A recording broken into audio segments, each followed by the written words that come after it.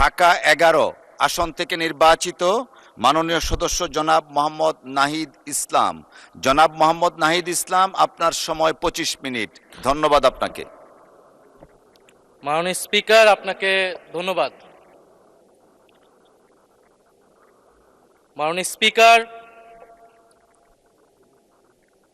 বক্তব্য ভেবেছিলাম শুরু করব অন্য বিষয় নিয়ে, কিন্তু আজকের অধিবেশনের দিনের আলোচনায় আমাদেরকে আরো বেশি অবাক করলেন মাননীয় অর্থমন্ত্রী।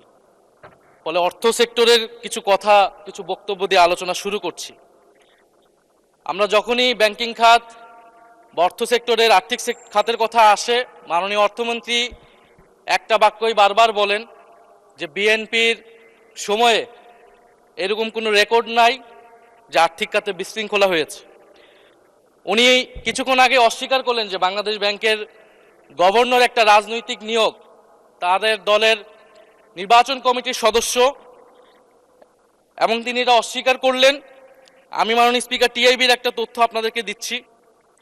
বর্তমান সরকারি দলের যারা নির্বাচনের প্রার্থী হয়েছেন তাদের 59.41% ঋণগ্রস্ত, এবং যার বেশিরভাগ হচ্ছে সরকারি দলে। সংসদ সদস্যদের 11,000 কোটি টাকার বেশি ঋণ রয়েছে, যার অধিকাংশই সরকারি দলের।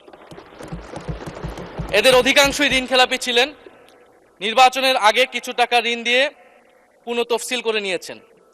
এবং বর্তমান যে বাংলাদেশ ব্যাংকের গভর্নর, তার স্পেশালিটিটা কি? তার স্পেশালিটি হচ্ছে এই ঋণ পুনঃতফসিল করা, এটাতে তিনি এক্সপার্ট।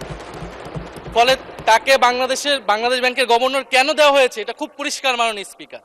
এই যে হাজার হাজার কোটি টাকার ঋণ, সেই ঋণগুলো যাতে ঋণ পুনঃতফসিল করতে পারে, সেই সুযোগ সুবিধাটা করে দেওয়ার জন্যই বাংলাদেশের ইতিহাসে প্রথমবারের মতো একজন ব্যবসায়ীকে বাংলাদেশ ব্যাংকের গভর্নর দেওয়া হয়েছে। ফলে জাতির সামনে এই জিনিসগুলো পরিষ্কার হয়েছে।